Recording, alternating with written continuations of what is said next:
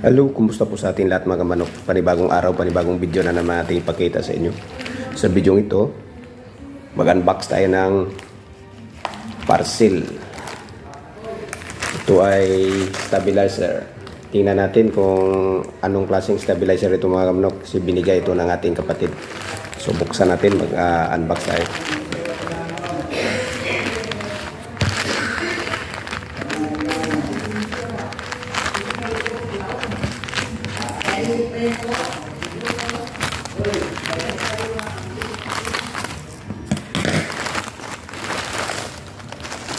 Tingnan natin. Stabilizer.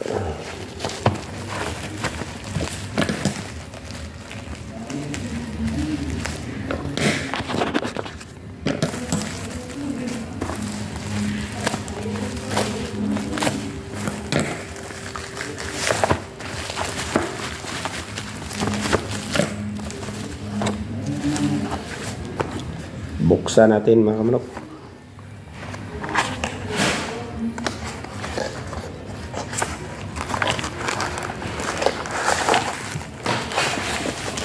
Yan, hulog.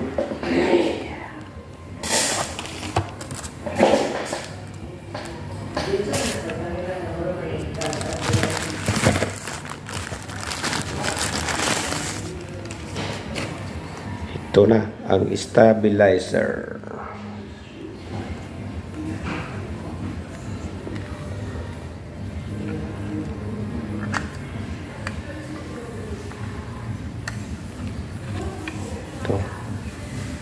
Ito ang stabilizer mga manok.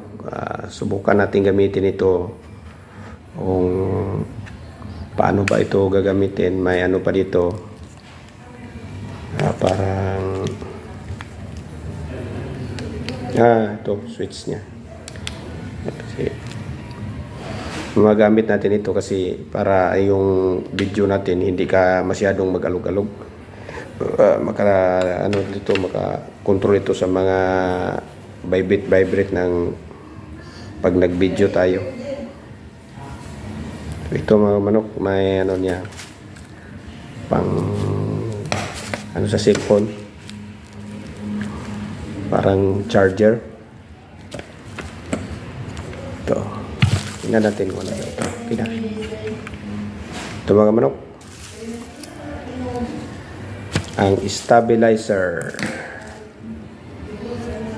Buksan natin, tingnan natin kung ano bang dito. Para paano ba gamitin ito?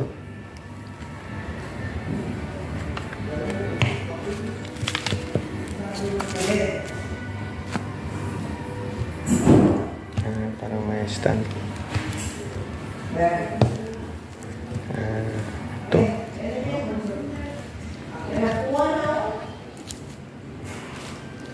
Itong ano niya, pwedeng pang ano, pwede may stand siya.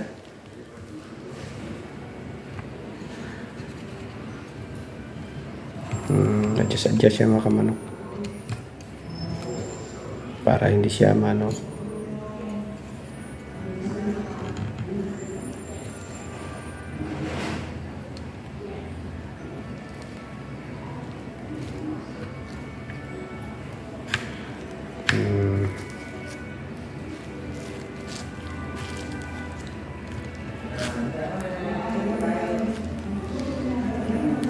So parang ito ang ano niya, may pang Bluetooth.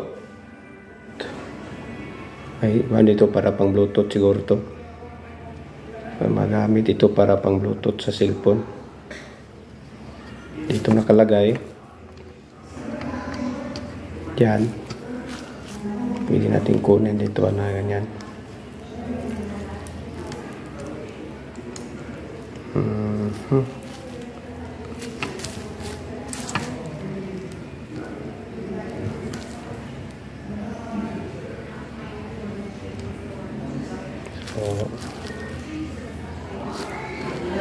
Ito lang siguro mga kamanok. Ito kung napagkita ko sa inyo ang in-unbox natin. May battery pa. Para siguro dito sa ano, pag maglubat na siya, may extra battery. Lithium battery. 3 volts. Ito. So, ito lang muna ang pakita ko sa inyo, yung stabilizer na dumating sa atin. So, magagamit natin ito lalo na sa pag mag-vlog tayo. Hindi tayo mahirapan maghawak ng cellphone natin para hindi siya masyadong umalog-alog. So, maapektahan yung video natin. Magulo. Sakit sa mata. So, subukan natin ito sa next nating mga video mga kamanok. So, sa ngayon, hanggang dito lang muna tayo. Maraming salamat sa panonood nyo. Bye-bye.